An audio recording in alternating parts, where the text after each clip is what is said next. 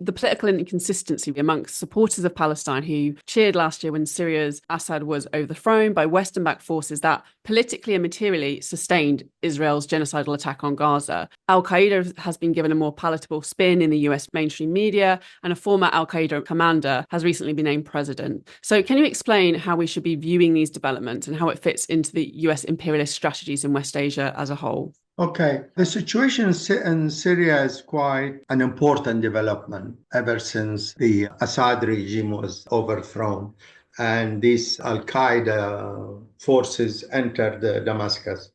There are a number of factors we need to watch out. That Syria, before the recent fall of Damascus, was regionally within Syria divided into a Turkish sphere of influence in the north and northwest, and a US-dominated region in the northeast, in the east and part of the northeast, completely US-dominated with thousands of US soldiers and forces. They have a proxy force. Unfortunately, they succeeded in utilizing some 50,000 fighters, which are dominantly Kurdish fighters. A few years ago, the United States succeeded in turning this force, which was representative of some Kurdish autonomy demands, to turn them into a proxy force. This is on the record by the commander of US Special Forces. He boasted how he converted this force into what he named as a proxy force. And this is the case still today. And they are called Syrian Democratic Forces. This name was agreed with the United States, and that US commander, I think his name was Thomas, can't recall the exact name, but he's on the record in a big interview. He said he met the leader of those Kurdish forces, they were called the PYD forces, and he told them, we cannot go with that name. Could you go back and change that name, because this is linked with the PKK party in Turkey, Kurdish forces in Turkey, so could you change the name? So they came back, he said, and they told him, we are going to call ourselves Syrian Democratic Forces. So he approved that name, and ever since they're being called the Syrian Democratic Forces, SDF. So you have that area of Syria, US dominated and run on daily basis in the towns and villages by the SDF forces. And in the south, Israel is the dominant force because they occupy the Golan Heights. And after the fall of Damascus, they moved their forces further into Syria, occupying a very strategic mountain range in the area. And Israeli tanks are literally within less than an hour's drive from Damascus. And that mountain dominates both Damascus and the Syrian hinterland, as well as areas of southern Lebanon. So it has an extremely strategic importance. Israel took advantage of the fall of Damascus to I call them terrorist forces, Al-Qaeda, allied forces. They took advantage of that and destroyed the entire infrastructure of the Syrian armed forces completely, from the air force to land forces to tanks to aeroplanes to naval base. You name it, they destroyed it. Syria today does not have a proper army anymore. No air force, no land forces, nothing. And to top it all, 2 weeks ago, less than 2 weeks, the new Syrian regime decided to formally disband the Syrian army and create a new force composed of these former terrorist groups. Now, it's important to use the term Al-Qaeda because, as you said, Fiona, he is the leader of Hayat Tahrir al-Sham, HTS, which was a rebrand of Al-Nusra Front. Al-Nusra Front was the rebranded name of Al-Qaeda in Syria, formally so. So he underwent various iterations of changing names, but they are the same forces that used to murder men, women, and children, cut their throats, and so on. He's a wanted man in Iraq. Before he led the Al-Qaeda in Syria, he was the deputy commander of the ISIS forces in Iraq. And he actually ran the Nineveh region of ISIS within Iraq. So his hands are deep in the blood of Iraqi people as well as the Syrian people. Now, what happened in terms of Turkey is that this force, Al-Qaeda allied force, received financial support from Qatar and received military backing from Turkey.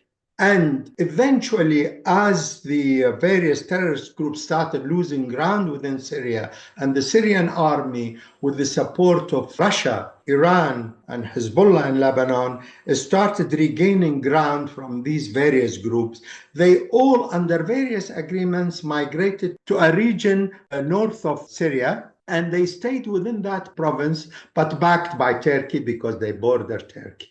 So financial support came from the Saudis to certain groups, but Qatar remained the main financial backer of that Al-Qaeda affiliated group, backed militarily by Turkey. Turkey, throughout the war in Syria, the war on Syria, I would call it, from 2011 onwards, was the strategic base for sending fighters into Syria from 88 different countries. Tens of thousands of fighters were sent to Turkey, trained in Turkey by the CIA, by Turkey. Britain was heavily involved in the operation. They trained them, sent them to Syria through Turkey. And the Gulf states provided the finance, and the CIA provided the intelligence and logistical support. Arms were smuggled from Libya as well, because if you remember, NATO bombarded Libya, overthrew Gaddafi's regime, and all the armaments they captured in Libya, most of them were sent to Turkey, from Turkey to arm the fighters in Syria. Now, I don't want to give the impression that the Assad regime was some democratic haven. It was a dictatorial regime. It was a corrupt regime. But what happened in 2011 onwards is that the United States, Turkey, and the Gulf states captured people's legitimate demands in terms of the initial spontaneous demonstrations and turned the entire movement into a militarized movement backed by US imperialism. And there are enough documents. If the viewers want to follow this story in detail, they should type in Operation Timber Sycamore, which is official US documents explaining how the CIA under Obama's regime concocted a plan to overthrow the Syrian regime. So it's all on the record, all officially released US documents, well, forced to release, but they were secret, top secret documents, and they should research under Timber Sycamore if they want more details on that. But it's extremely well established, well documented, of the CIA's involvement to destabilize Syria and overthrow Syria. It's a major setback for the resistance movement in the area, because Syria, despite the dictatorial nature of the regime, had very strong contradictions with the imperialism, because its lands were occupied by Israel in 1967.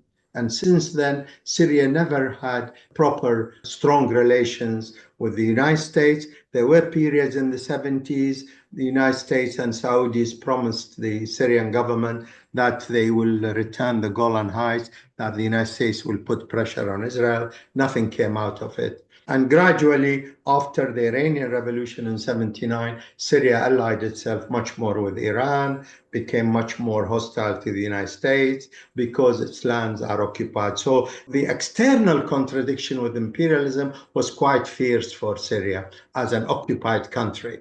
And it allowed the resistance forces, both in Lebanon and Palestine, to be supplied by Iran through Syria.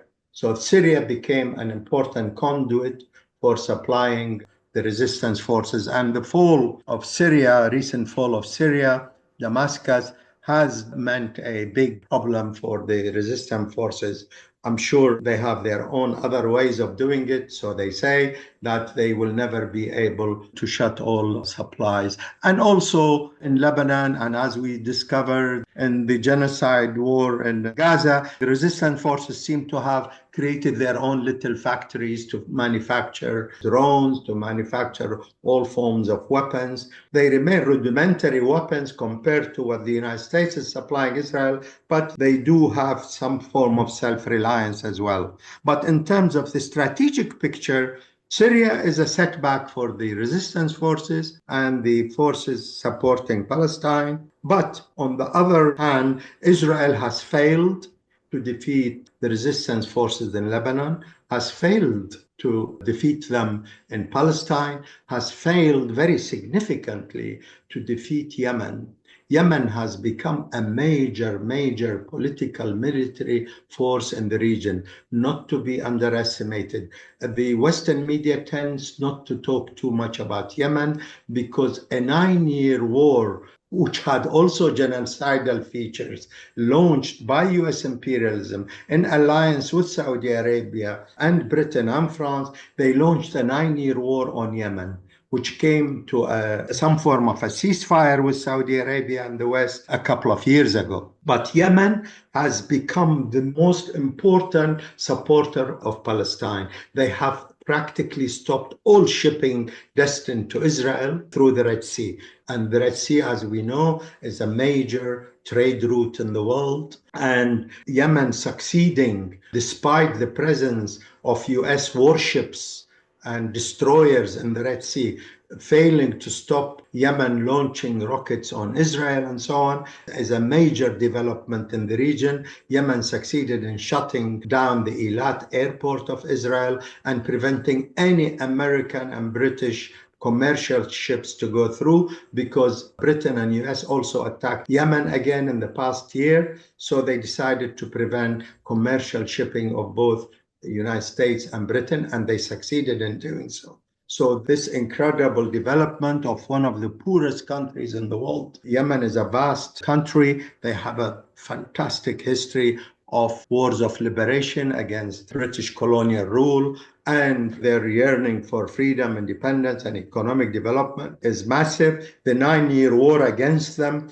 also created a massive humanitarian situation, and there is still a humanitarian situation, but they seem to be an incredibly brave people. Every Friday, millions of Yemenis used to go out on the streets in support of Palestine, and they continued their material support for the Palestinian people in a strong way. So there is a kind of picture there where the genocide in Gaza has failed to crush the resistance movements in their various places, including a small contribution by the Iraqi resistance as well. And obviously, Iran being a major military, economic, and political force in the area, this has become an important factor in the geopolitics of the region.